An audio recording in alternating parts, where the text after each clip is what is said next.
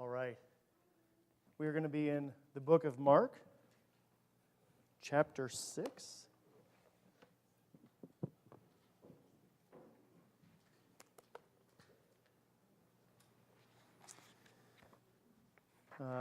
Today is Bloomsday, so I know there's a few people gone. But I am glad to see us gather here today under His Word. So we're going to go ahead and read the book of Mark, chapter 6, verses 1 through 6. Speaking of Jesus, He went away from there and came to His hometown, and His disciples followed Him. And on the Sabbath He began to teach in the synagogue, and many who heard Him were astonished, saying, "Where did this man get these things? What is the wisdom given to Him? How are such mighty works done by His hands? Is not this the carpenter, the son of Mary, the brother of James and Joseph and Judas and Simon? And are not his sisters here with us?" And they took offense at Him. And Jesus said to them, "A prophet is not without honor except in his hometown and among his relatives and in his own household." And He could do no mighty work there except that He laid His hands on a few sick people and healed them. And He marveled because of their unbelief. And He went about among the villages teaching. Let's pray.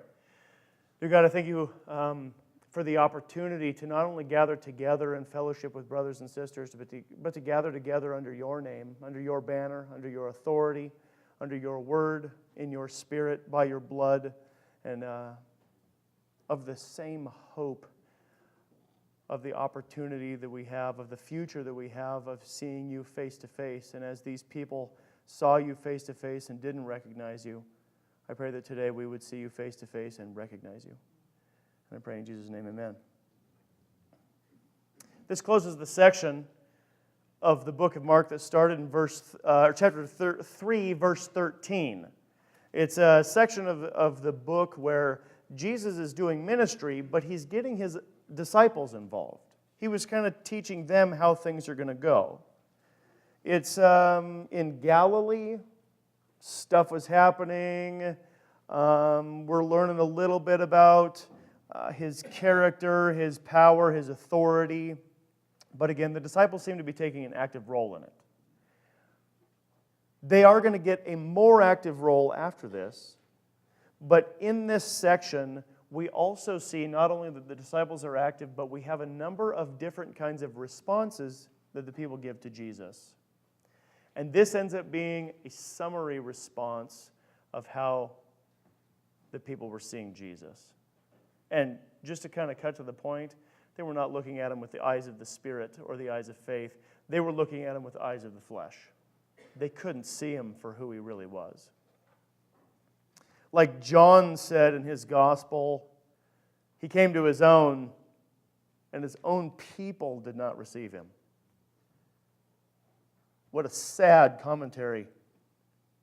This text, though, has two comparative points. The first point is at the beginning, verse 2. He's teaching, and many who heard Him were astonished. Now we're going to look, we see other people astonished at Jesus, but that's the first comparative point. The people were astonished at the teaching. The next one is down in verse 6. After seeing their response, He marveled at their unbelief. It's not the exact same word in the Greek, but it's the same exact idea. One's astonished at one, and the other is astonished back. So we're going to have to ask ourselves, when we're looking at that, whose opinion carries the greater weight? The people's astonishment of Jesus or Jesus' astonishment of them? So we're going to keep looking at it, though. When we're talking about being astonished or marveled at something, there's something taking place. If I'm going to be astonished or amazed at this thing over here, I have an expectation of what it is and how it's going to work. If it doesn't meet that expectation, wildly far off, I'm astonished. That does not mean it's a good thing. I've seen a number of things on the farm. You expect things to happen a certain way, and all you got to do is let a single cow out into it, and it's astonishing what can happen in a very short amount of time. Just because you're astonished doesn't mean that you've seen something good. You could have seen something phenomenally bad. So we have to acknowledge that. but the fact that they are astonished or astounded, or if they're marveling at something, something is not meeting an expectation. So the real discussion is not that they were astonished. The real discussion is, why were they astonished? Why did it not meet their expectations? Now, for an earlier statement of this, if you go beginning of the book of Mark, this is chapter 1. It's going to be verse 22. Mark 1:22. So we've had John baptize Jesus. Jesus is tempted in the wilderness. He begins his ministry. He calls the first of his disciples. Verse 21, they went into Capernaum, and immediately on the Sabbath he entered the synagogue and was teaching, and they were astonished at his teaching.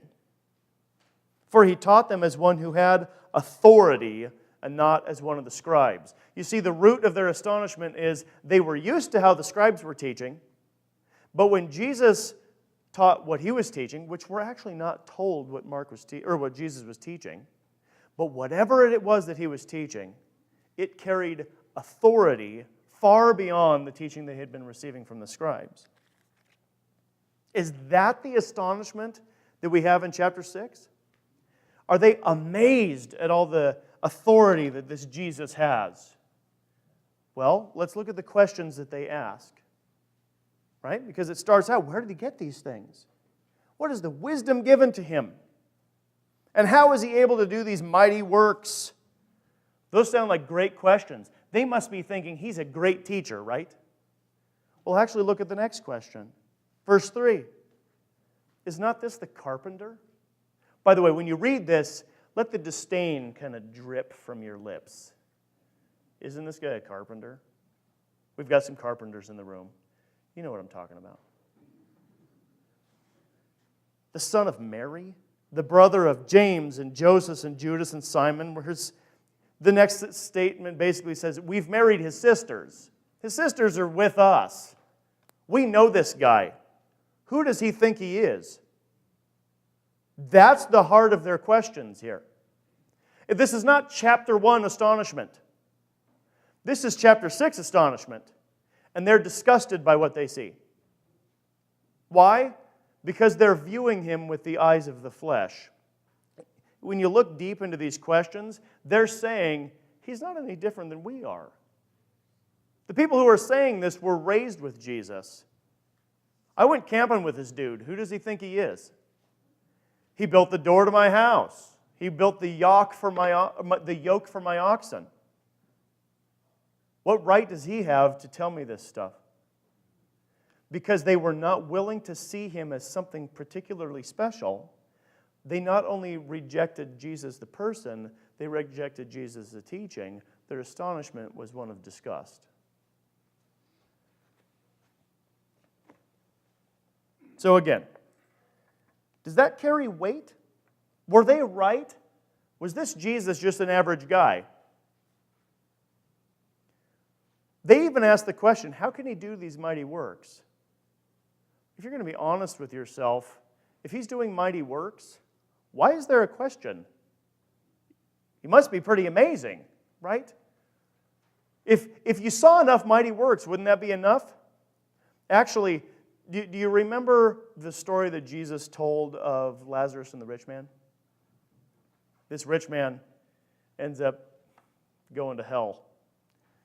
And he asks Abraham across the distance, can you send Lazarus back to my brothers? If he goes back to my brothers, they'll believe him. Someone coming back from the dead, they'll believe that, right? What was Abraham's response? No, they won't. That miraculous sign will not draw them to God. It will not save them. They already have Moses and the prophets. He's saying they already have the scriptures. That miraculous sign is not going to help. And these people are asking the same question. Miraculous signs, who cares? That's a pretty tough spot for Jesus to be in, right? That's a pretty sad state of affairs. And it ends up being that even though they had heard of his mighty works before, he wasn't able to do a mighty work there. So it seems like they missed out. Rather than being convinced by such overwhelming evidence, they rejected his authority. They continued asking useless questions that were all man-centered. Look at it again, the carpenter issue. They've experienced this guy. They've seen everything they need to know. In fact, that's a fact. Were they wrong? Wasn't he a carpenter? Wasn't his mother's name Mary? These are facts. They're not lying. And they even get the names of his brothers right. Boom, that's enough. They knew just enough about Jesus that was enough. But Jesus wasn't there as a carpenter or Mary's son or the brother of James, Judas, Joseph, and Simeon, and he wasn't there as a brother of these sisters. Rather than seeing him for who he was and being broken due to their offense to an almighty God, they were offended by him. What arrogance. What arrogance. He's no different than we are. Doesn't it sound like that they're pretty familiar with him? So let's look at his response to the people. Which, by the way, it sounds like he's quoting Scripture. He's not, but verse 4. A prophet is not without honor except in his hometown and among his relatives and his own household. Sounds like he's quoting Scripture. He's not. Probably a contemporary saying of the time. Is he right, though? When you look at the Old Testament, are the prophets rejected in their hometown? We have a couple examples. We have Jeremiah, he's rejected. I didn't write down the reference. I think it's Jeremiah near the end, whatever chapter and verse that is. Jeremiah is rejected by his hometown. Joseph is rejected by his brothers and sold into slavery. I would say that's being rejected by your family. One of the most compelling ones is Moses.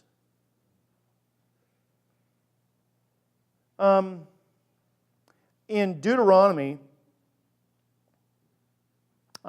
this one's in Numbers 12, 1 through 15, Aaron and Miriam are upset that Moses is the only voice from God. They get upset. We should be able to speak too. Moses is not special. In fact, when you go to the beginning of God's call of Moses, do you remember what he told Moses? I can't do this because I can't speak very well. God said, I don't care. You can have Aaron if you want to. I'm still going to send you in. I'm going to give you these signs. I'm going to give you the word. I'm going to give you the message. I'm going to lead you. And he even reminds Aaron and Miriam of this. When I talk to Moses, is it in a dream? Do I converse with him in some sort of vision? He said, no. I speak to him face to face. You're rejecting a prophet that I have called and I speak to face to face. Who do you think you are, Aaron and Miriam? What ends up happening to Miriam? Some leprosy. And the weird thing about her leprosy, they said, kick her out of the camp for a week, and then after the week, then you can go out about your business. It never actually has the phrase, Miriam was healed. It said, after a week, she came back into the camp, and they left. They went wandering in the wilderness some more. We have a very clear example of a prophet, at least, being rejected by his family. But the reason the Moses story is so compelling is in Deuteronomy when Moses is talking to Israel. This is Deuteronomy 18. He tells them, the Lord will raise up a prophet like me from among Israel. Moses is saying, God speaks to me face to face, and I bring his word to the people. And there's going to come a time when another prophet is going to do the same thing. And it said, you will obey everything that he says. Now, he's probably saying there's going to be a line of prophets who are going to give God's word. But even the Jews realized there was a prophet we're waiting for. There's a one prophet that we're expecting to see here. When Jesus says a prophet is not without honor except in his own hometown, his reference to Moses is a reference back to himself. I'm the prophet that we've been waiting for, and I'm rejected by my brothers. Rejected in my own hometown. His statement right there is a very astute observation, though it brings very clear pointing at himself. He is the prophet we've been waiting for. Now, what else was he able to do? Well, he couldn't do a mighty work, and we're going to talk about that. And do you notice in the end of verse 5, there's like a side note. It's almost unimportant. It's almost like Mark remembered, oh yeah, and he healed some. I forgot to mention that. He healed some. Was that a side note to the people who were healed? I don't know what he healed. It wasn't, according to Mark, it wasn't even worth mentioning what it was. But there were some there that he was still able to heal. What are some of the other things that are going on here? Well, Jesus, in Mark 12, so I'm skipping ahead, so apologies to whoever's going to be preaching that message. Jesus tells a story. There was a guy who owned a vineyard, and he set up his tenants to take care of that vineyard. But after a while, he sent some servants back to the vineyard to bring some of the fruit back home. But what did the tenants do to those servants? Beat them. So he sent another servant back, and they beat that one. And he kept sending servants back to this vineyard, and the tenants kept beating and killing them until the owner had nobody left but his son. I'm going to send my son.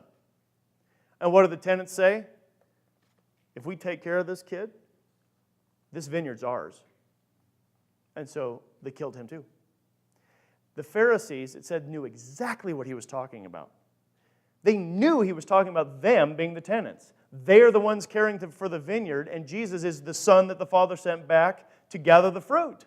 They knew exactly what the point of that was, and that son in that story was rejected by his hometown also. When Jesus is bringing these things to the people's attention, it's vitally important that there must be a response. And we've talked about that quite a few times in the last few weeks. The tenants knew exactly who that son was, and that wasn't enough. The people of this hometown, they know who Jesus is, and it's not enough. He had even shown them clearly his power and authority, and it wasn't enough. With all of this evidence, they still reject him? No wonder he marveled at their unbelief. Is that weird to anyone else? Jesus, the omniscient God, marveled at something. He was amazed at something? Didn't he already know? Doesn't he know what's in the heart of men? We're going to have that comment a couple of times in the Gospels.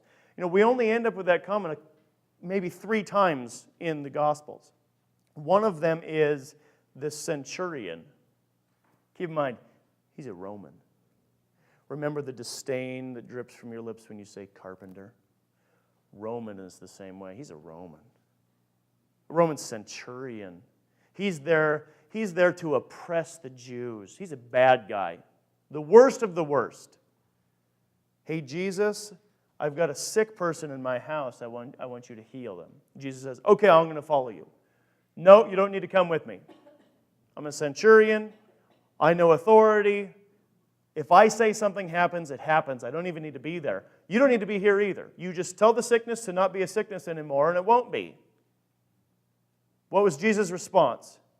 He marveled at the man's faith. Okay? The guy just made a statement about authority. I understand that you have the authority to do this. Okay? Jesus said, I've never seen faith like this in all of Israel. A Roman? A Roman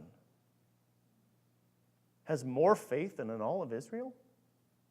That's astounding. No wonder Jesus marvels at it.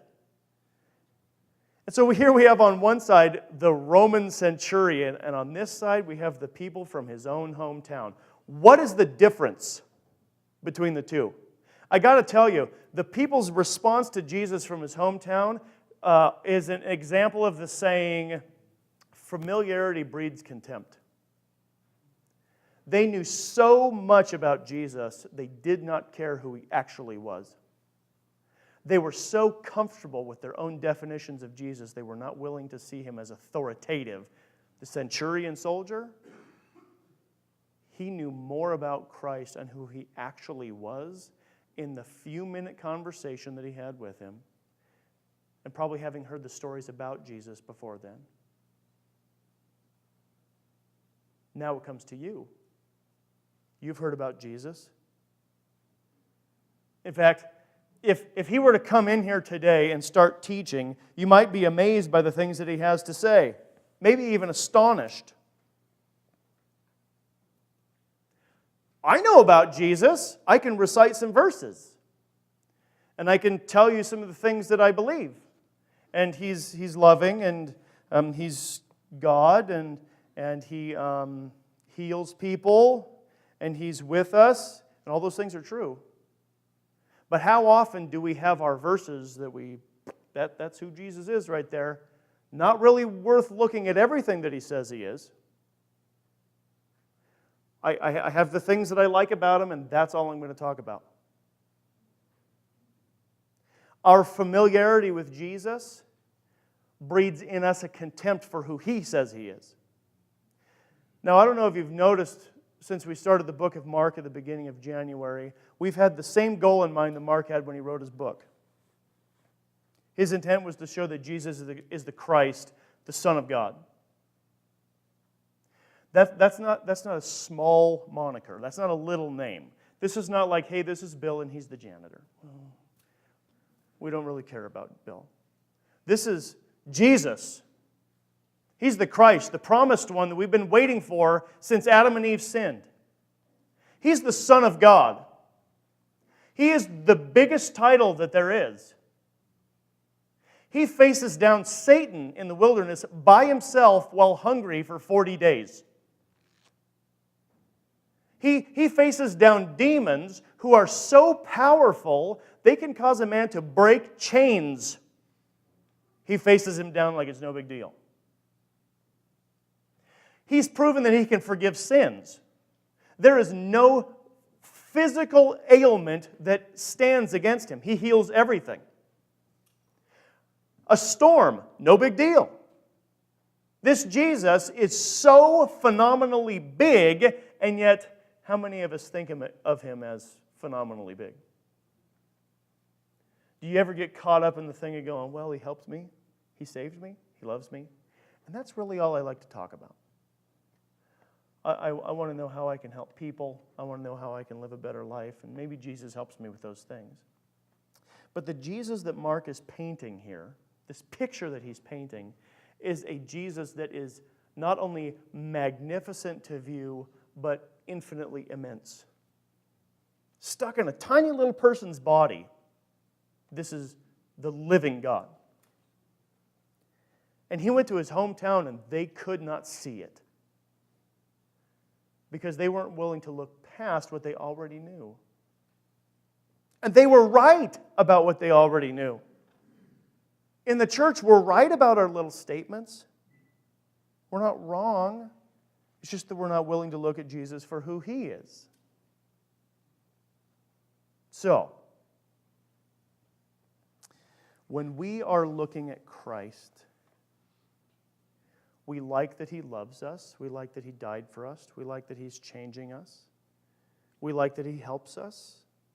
We have verses about him. But do you thirst after knowing him more?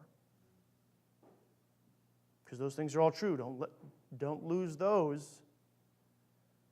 Know him more.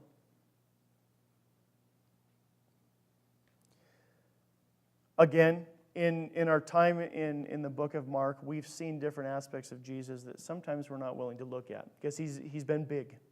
He's been big. But speaking of the big storm, do you know what he did after that? Right? Steve Bland preached a sermon a couple of weeks ago. He braved a storm to cross this big lake to cast the demon out of how many people? 2 at the most, but Mark says 1. And what did he do after that? Well, he left. And he said he crossed the sea, and one man, Jairus, comes and says, I've got one little girl who needs your help. Okay, I'll go do that.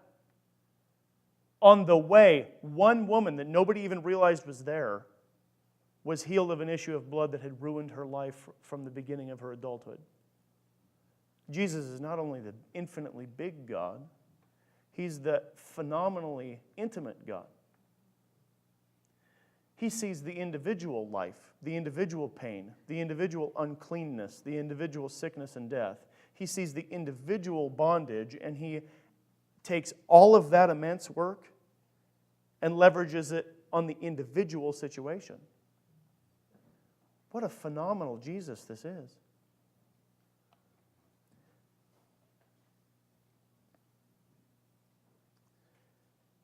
When you're presented with the whole character of Jesus, are you quick to start quoting verses about him in order to not really hear anything else about him? And then walk away from the conversation essentially unchanged? Because I know that's not the case with everyone here in this group. In the last few weeks and months, I've had conversations with people who are having their eyes opened to the immensity of Jesus. He has become beautiful in the eyes of some here. He's become bigger in the eyes of some here. He's become phenomenal in the eyes of some here.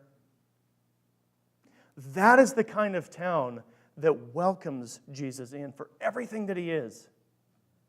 My prayer for Peaceful Valley Church is that we don't end up, or that we don't be like the Church of Laodicea. Do you remember what the problem with the Church of Laodicea had? Jesus makes this offer to them. Behold, I stand at the door and knock, and if anyone would hear my voice, I would come in, and we would dine together, and he would be with me. Did you know that's not a statement to the lost? That's a statement to the church. They were so busy being the church, they left Jesus outside. What's he doing outside the door? What's he doing knocking to come in? Now, again, that's my prayer that PVC wouldn't be like that. But again, I can say, especially recently, we have flung the doors open. And we have desired to have Christ come in. And if that's going to happen on the congregation level, it has to happen on the individual level. If you're not willing to accept Jesus for everything that he says he is, you haven't accepted Jesus at all. At all. If you're not willing to swallow him, hook, line, sinker, whole fishing pole, you haven't had Jesus. You have to take everything that he says he is in. You have to welcome him in his entirety. So a suggestion to you, because sometimes that's a little bit vague. How do I accept the whole Jesus in? And we're not talking about invite him into your heart and he's going to change your life. We're talking about knowing who he is in every aspect of who he is. How do you do that? Well, the answers are actually very simple, and we all know them. Read your Bible expecting to see Christ, and pray. When you engage with other people, that should be on your lips. Okay, now in the book of Mark, we have an incredible lack of a teaching. You know what the teaching is that we lack in the book of Mark? The gospel. You know why that's weird? All the time, Jesus went out preaching the gospel. We don't have a comprehensive statement of what that is in the book of Mark. Isn't that weird? Mark has something in mind to say. Jesus is going to go out teaching, and it's going to be powerful. Now, we're going to see his death, burial, and resurrection. We're going to see a lot of cool stuff. But if you're looking for a section of Mark to memorize about Jesus, you have to memorize the whole book. So here's my suggestion to you. Every day, read John 17. John 17 is Jesus' high priestly prayer. And he's praying to God about what God has done for him and what God has done for his people through him and the promises that are going to come because of all this work. In that, we are seeing all of Christ's being. Now, There's a few others in Scripture that have a comprehensive statement. I just picked one. I like John 17. That's why I picked it. But here's your other thing to do when you're reading it. Offer an amen. You know what an amen is? It's your I agree. It's your I see what you're saying and I totally agree. When you're reading John 17, be absolutely willing to accept everything that he says about himself. And offer in your amen. Don't fix what he says. Just take him for whatever he has said that he is. That's Jesus' last main thing that he says before he's crucified. It's the end of his discussion with his disciples before he's arrested. John 17. Now, with that statement, Jesus was rejected in his own hometown. And that's sad. That is a very, very sad thing. I don't believe Jesus has been rejected like that here. I believe that he is here with us. Amen. Amen. My prayer is that we would be absolutely committed to having him in our presence for everything that he says he is, without trying to change who we think he is, just totally accepting him for everything that he says he is. Because here, in the end, or the beginning of chapter 6 of the book of Mark, it kind of wraps up this section of the story. But this section of the story still goes on today. You and I still must see Jesus as prophet, as priest, as king. Carpenter, son of Mary, brother of all those people, that's true. But he is God with man, with us. Let's pray. Dear God, I thank you so much for sending Jesus, this prophet, that we could hear him and see him and obey him. Lord, I pray that as this church sees him clearly, knows him more, and is drawn to him more, Lord, that you would be doing a mighty work in us as well. And I pray in Jesus' name, amen.